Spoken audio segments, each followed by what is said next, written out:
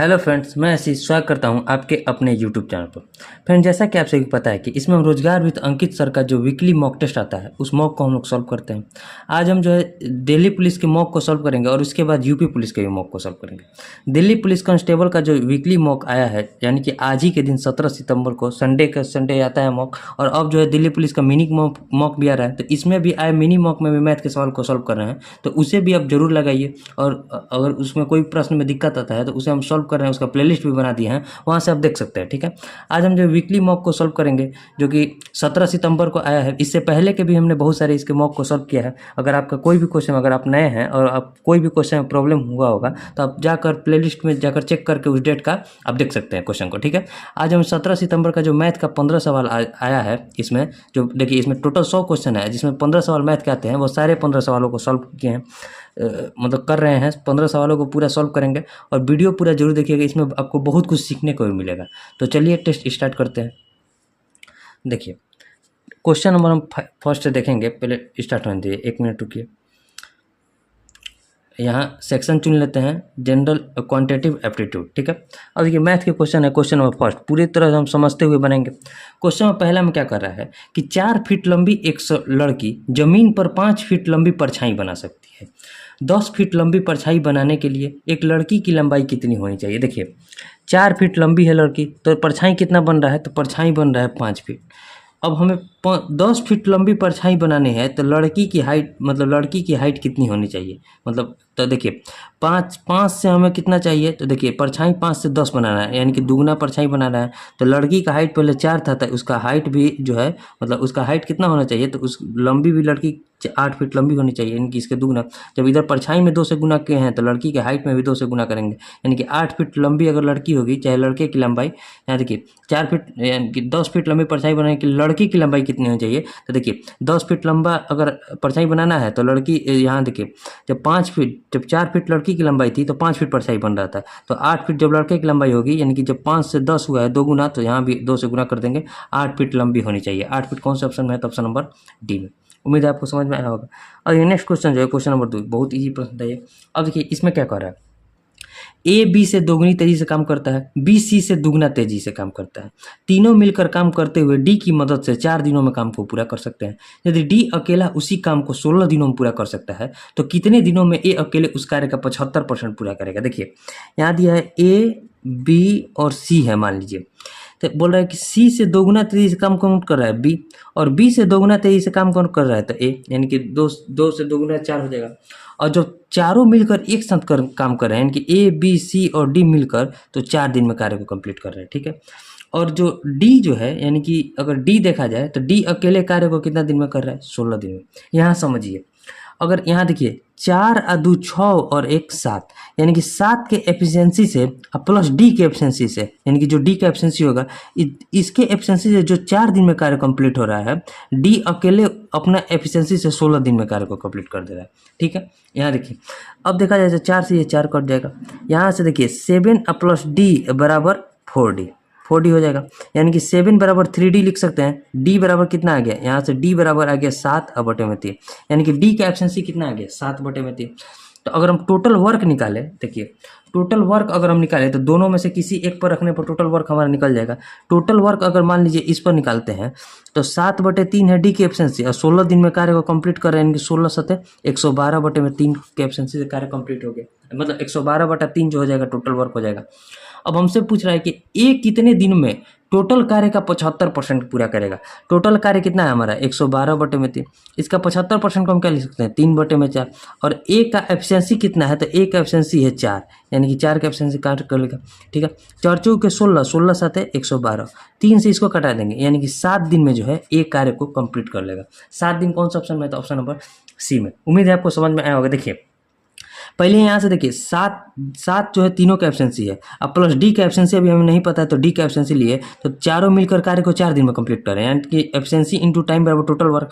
यहाँ जो डी जो है अकेले 16 दिन में कार्य को कंप्लीट कर दे रहा है, तो यहाँ से डी का पहले हम वैल्यू निकाले तो 7/3 आ गया, इसमें वैल्यू रखे तो हमारा टोटल वर्क आ गया, और इस टोटल वर्क का 75% 4 के एफिशिएंसी से ए करेगा, तो 7 दिन में कार्य को कंप्लीट कर देगा। उम्मीद है आपको समझ में आया होगा। ठीक है, अगर फिर भी कोई दिक्कत आएगी तो इसे कमेंट जरूर कीजिएगा, फिर से हम सॉल्व करा देंगे। ठीक है, अब देखिए नेक्स्ट क्वेश्चन जो है, क्वेश्चन नंबर 2 के बाद क्वेश्चन नंबर 3 देखते हैं। Question number 3।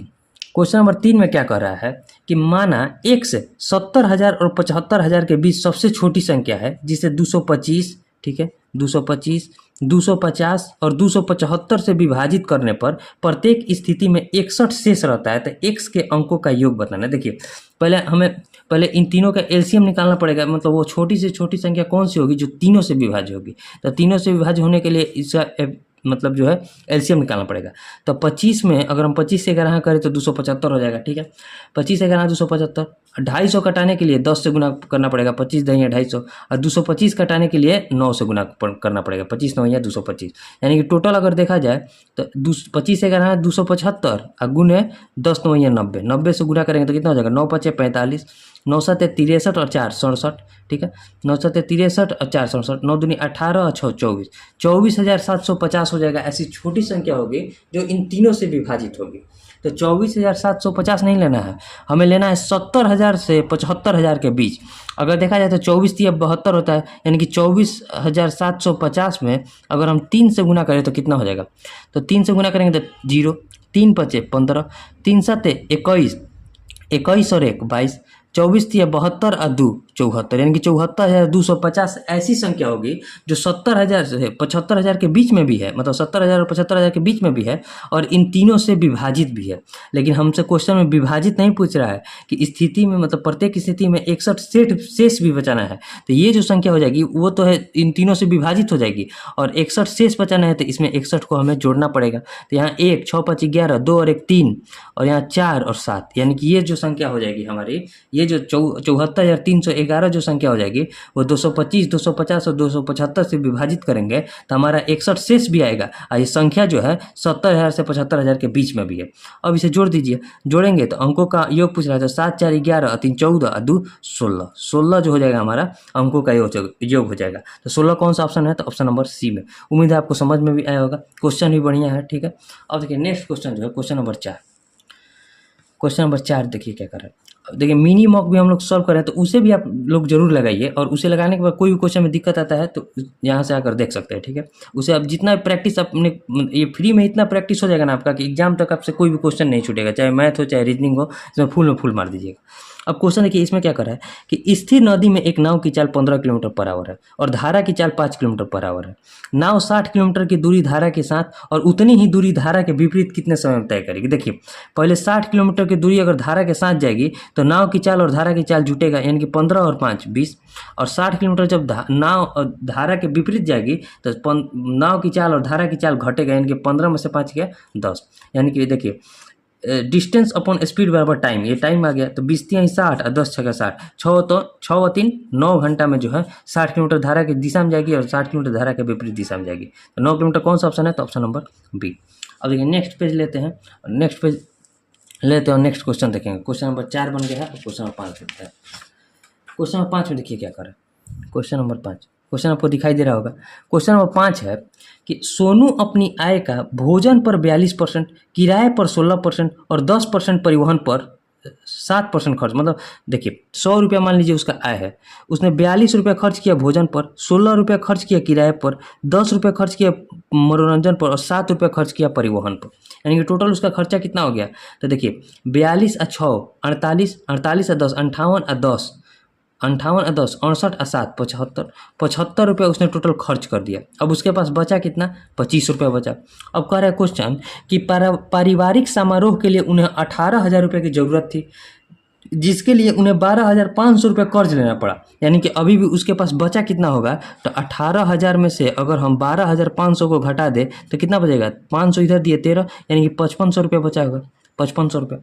अब देखिए 5500 रुपये बचा होगा, तो ये हमारा बचा कितना है, 25 रुपया, 25 का वैल्यू दिया है कितना, 5500, तो हमसे आय पूछ रहा है, यानी कि 25 का वैल्यू जब दिया है 5500 तो हमसे आय यानी कि 100% का वैल्यू पूछ रहा है। तो देखिए 100% का वैल्यू, तो 25 में इधर गुना करेंगे 4 से, तो इधर आय में भी उसका 4 से गुना कर देंगे तो हमारा टोटल आय आ जाएगा। तो 4 पंजे 20, 4 पंजे 20 और 2 22, 22 पर 2 जीरो, यानी कि क्या हो जाएगा, 22,000 रुपया जो हो जाएगी सोनू की आय होगी। 22,000 कौन सा ऑप्शन है, तो ऑप्शन नंबर ए में। उम्मीद है आपको समझ में आया होगा, क्वेश्चन भी ईजी है। अब देखिए नेक्स्ट क्वेश्चन जो है क्वेश्चन नंबर 6। क्वेश्चन नंबर 6 में क्या करा है कि एक धनराशि जब 2 वर्षों के लिए निवेश किया जाता है तो चक्रवृद्धि ब्याज और साधारण ब्याज क्रमशः 300 और 250 है। साधारण और चक्रवृद्धि ब्याज दोनों के लिए प्रति वर्ष ब्याज की दर समान है और चक्रवृद्धि ब्याज के लिए ब्याज वार्षिक रूप से संशोधित होता है। तो वार्षिक ब्याज दर को बताएं। देखिए यहाँ रेट जो है दोनों का बराबर है, ठीक है। एक पर CI जब लग रहा है तो 300 रुपये 2 वर्ष का लग रहा है और SI जो लग रहा है 250 रुपये लग रहा है, यानी कि ब्याज पर भी ब्याज लगा होगा तब CI आया होगा। इसका देखिए पहले वर्ष कितना आया होगा 125 रुपये का ब्याज और अगले वर्ष भी क्या आया होगा 125 रुपये का ब्याज, क्योंकि जो SI होता है उसका प्रत्येक वर्ष का ब्याज जो है बराबर होता है। लेकिन CI जो होता है पहले वर्ष का तो CI SI बराबर होता है, लेकिन अगले वर्ष ब्याज पर भी ब्याज लगता है, इसीलिए ये देखिए 300 रुपया हो गया।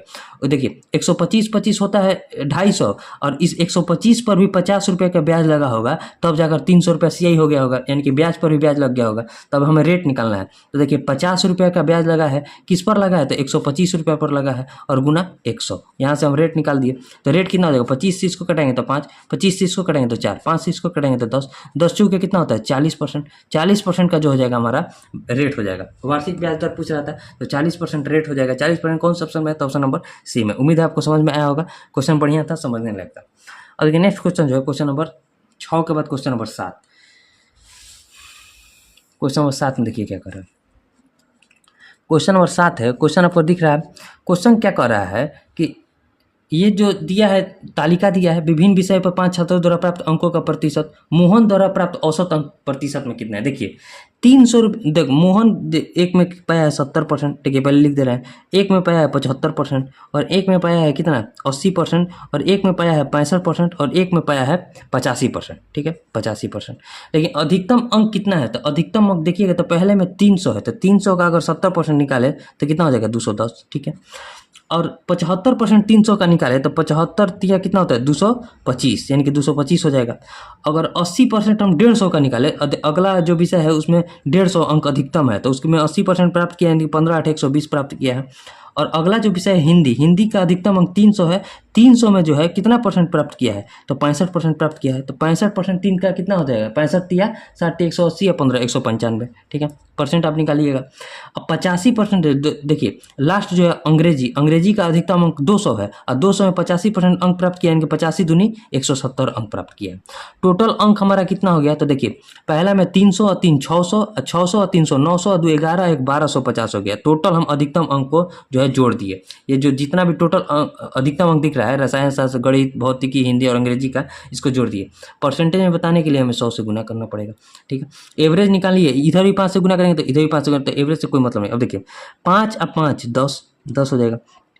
8 और 9 17 2 19 और 2 21 और 1 22, हाथ में लगा कितना है 2, 2 और 1 3 3 1 4 4 1 5 5 और 2 7 और 2 9, 920 और बट्टे में 1250 और गुना का 100, ठीक है। अब देखिए 0 से ये 0 कट गया। 5 से इसको घटाएं तो 5 से इसको घटाएंगे तो कितना हो जाएगा 25 और 5 से इसको घटाएंगे तो 2 हो जाएगा। 5 से इसको घटाएंगे तो 5 और 5 से इसको घटाएंगे तो 18 5 90, यानी कि अब 5 से इसमें भाग दीजिए। 5 से इसमें भाग देंगे तो कितना 5 5 3 के, देखिए इसमें यहाँ तक ठीक है 184 और 184 दूनी कितना हो जाएगा, इधर गुना कीजिए, सीधे गुना करके तब यहाँ भाग दीजिएगा। तो इधर गुना करेंगे तो 2 चौके 8, 18 दूनी 36, 5 368 और बटे में 5 भाग देंगे तो 72 5 360, यानी कि 5 7 35, हाथ में लगा 1 8 15 5 3 15 3 0, यानी कि 73.6% जो हो जाएगा हमारा। इधर सीधे 4 से गुना करते तो नीचे 10 आया था तो आसानी पड़ता।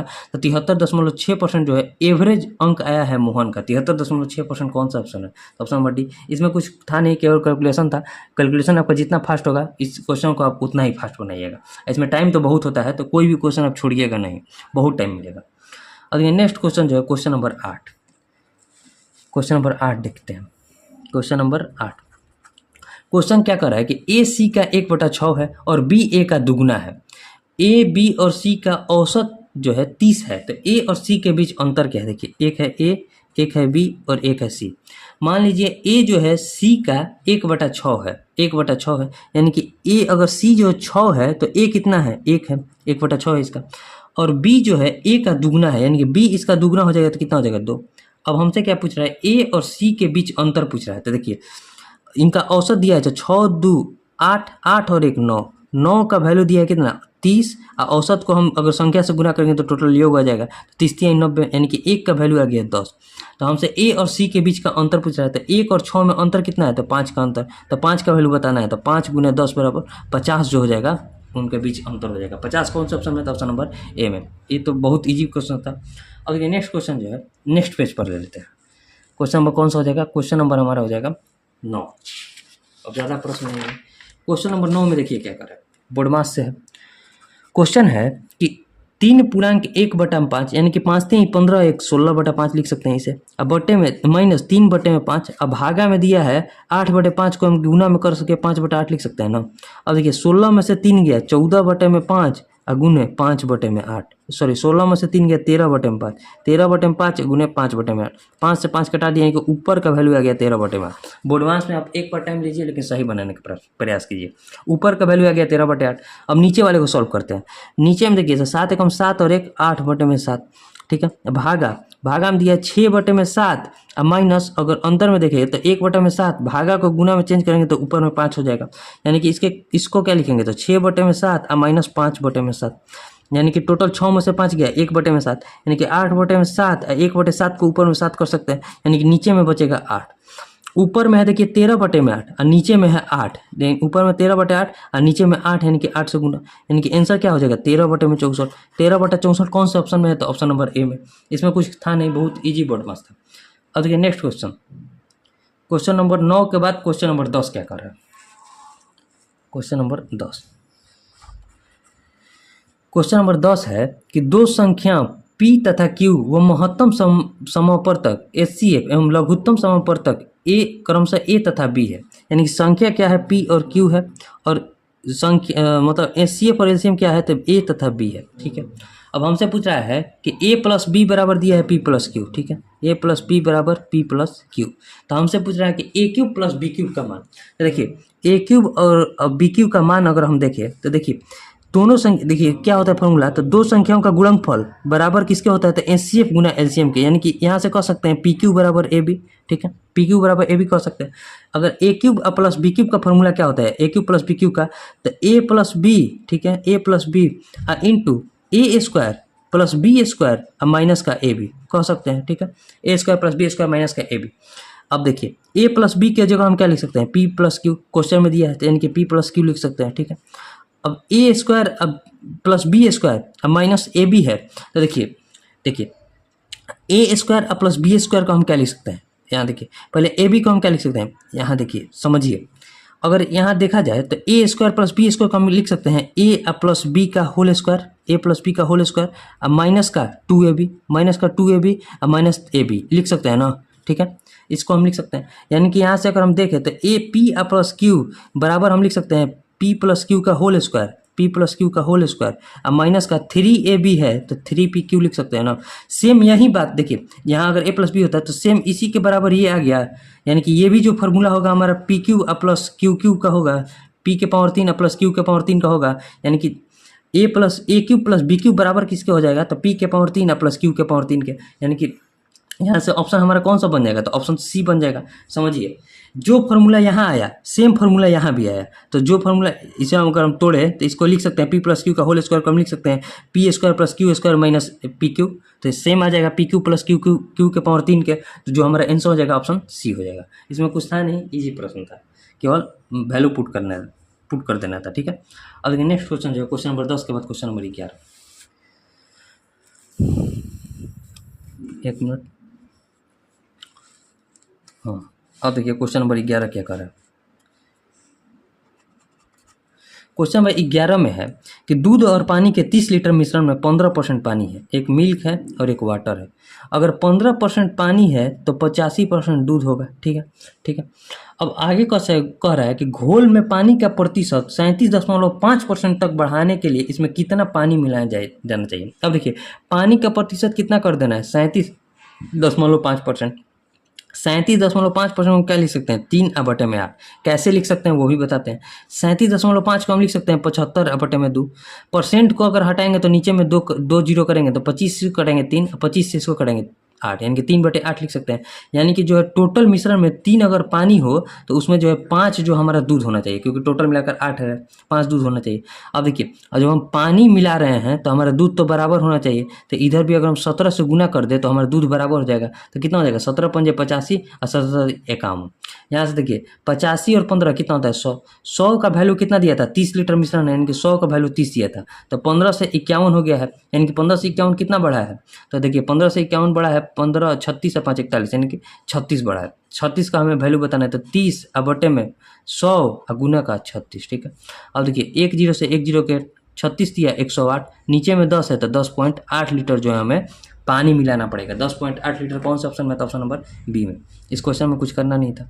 और ये नेक्स्ट क्वेश्चन जो है क्वेश्चन नंबर 11 के बाद क्वेश्चन नंबर 12। अब ज़्यादा प्रश्न नहीं है। क्वेश्चन नंबर 12 के देखते हैं क्या, कि 12 मीटर लंबी, 9 मीटर ऊंची और 30 सेंटीमीटर मोटी दीवार का निर्माण किया जाना है। यदि सभी ईंटों की लंबाई 24 सेंटीमीटर, चौड़ाई 18 सेंटीमीटर और ऊंचाई 15 सेंटीमीटर है तो कितने ईंटों की आवश्यकता होगी। बस कुछ नहीं, सबको सेंटीमीटर में चेंज किए। 12 मीटर को हम सेंटीमीटर में चेंज करेंगे 100 से गुना, 9 मीटर को हम सेंटीमीटर में चेंज करेंगे 100 से गुना, और एक तो हमारा ये दिया है कितना, 30 सेंटीमीटर। अब बटे में कर देंगे ईंट के जो है आयतन से। ईंट का आयतन कितना हो जाएगा, तो 24 सेंटीमीटर है, 24 गुना 18 और गुना में 15। कटाइए, कटाएंगे तो 12 से इसको कटाएंगे तो 2, 9 से इसको कटाएंगे तो 2, 15 से इसको ऊपर में कटाएंगे तो 2, और ये 2 को नीचे में कटा दिए। अब ये 2 जो बचा इससे कटा दिए 100 को तो 50, 50 इंटू 100 कितना होता है, 50 इंटू 100 5000। इसमें कुछ था नहीं, केवल कटाना था। 5000 ईंटों की आवश्यकता होगी, जो कि ऑप्शन ए में है, ठीक है। 5000 ईंट यानी कि ऑप्शन ए। अब देखिए नेक्स्ट क्वेश्चन नेक्स्ट पेज पर ले लेते हैं। क्वेश्चन नंबर 12 बन गया है। अब क्वेश्चन नंबर 13, आखिरी के 3 सवाल बचे हैं। क्वेश्चन नंबर 13 में देखिए क्या कर रहा है। क्वेश्चन नंबर 13 है कि 33 पुस्तकों की लागत मूल्य x पुस्तकों के विक्रय मूल्य के समान है। यदि लाभ 10% है तो x का मान, तो x का मान 10% है तो हम डायरेक्ट यहाँ से 30 मार सकते हैं। अब कैसे मारे वो भी बता सकते हैं। 30 का 10% कितना होता है, 3, तो 30 में 3 जोड़ेंगे तो कितना हो जाएगा, 33, यानी कि 30 जो है 33 10% का लाभ लेकर 33 में बेचे। अब देखिए समझिए, 33 वस्तुओं का जो सीपी पड़ा है हमारा लागत मूल्य, वो x वस्तुओं के एसपी के बराबर है, ठीक है। यानी कि यहाँ से अगर सीपी और एसपी का हम रेशियो निकालें तो x रेशियो 33 हो जाएगा ना, ठीक। अब हमसे क्वेश्चन में कर रहा है कि x पर, यानी कि x जो है x पर 10% का लाभ लिया, यानी कि 110 में दिए हैं, तो बराबर किसका आ रहा है, एसपी के, यानी कि 33 के बराबर आ रहा है। तो 0 से 0 कटाएंगे, 11 से 3, तो x पर हमारे यहाँ क्या आ जाएगा, 3 दहिया 30 रुपये। 30 रुपये जो है हमारा क्या पड़ेगा, तो क्रय मूल्य पड़ेगा। यानी कि क्या करें, 33 वस्तुओं का लागत में 30 वस्तुओं को अगर बेचेंगे तो हमें 10% का लाभ होगा, 33 वस्तुओं को खरीदे होंगे, ठीक है। तो 30 हमारा कौन सा ऑप्शन हो जाएगा, तो ऑप्शन नंबर ए। आप यहाँ से भी समझ सकते, क्योंकि वस्तु का जो है उल्टा होता है मूल्य, ठीक है। अब देखिए नेक्स्ट क्वेश्चन जो है क्वेश्चन नंबर 14। क्वेश्चन बहुत ईजी था। क्वेश्चन नंबर 14 में क्या करेंगे, ओली और बादल एक ही स्थान से एक ही समय में 1200 मीटर की वृत्ताकार दौड़ में क्रमशः 27 किलोमीटर पर आवर और 45 किलोमीटर पर आवर की चाल से दौड़ शुरू करते हैं, ठीक है। ज्ञात कीजिए कि कितने समय के बाद सेकंड में बाद में पुनः ट्रैक पर पहली बार मिलेंगे। पहले तो दोनों के बीच का गैप कितना है, 1200 मीटर, और एक ही दिशा में जा रहे हैं तो दोनों का चाल माइनस होगा। एक का चाल है 45 और एक का चाल कितना है 27, और किलोमीटर पर आवर को मीटर पर सेकंड में चेंज करेंगे तो 5/18 से गुना करेंगे। अब देखिए इस गैप को ही कवर जब कर लेंगे तो एक साथ मिल लेंगे, तो जो तेज दौड़ रहा है वहीं उस गैप को कवर करेगा। यानी कि 1245 में से 27 गया, कितना बचा, 27 8 35, यानी कि 18 और गुने 5/18, 18 से 18 कट गया, 5 इसको कटेंगे 24, यानी कि 240 सेकंड के बाद जो है वे एक ही दिशा में जब दौड़ रहे हैं तो 240 सेकंड के बाद जो है वो एक दूसरे से मिल जाएंगे। सेकंड में भी बताना था, 240 कौन सा ऑप्शन में था, ऑप्शन नंबर बी में। इसमें तो कुछ था नहीं। अब देखिए लास्ट क्वेश्चन जो है क्वेश्चन नंबर 15।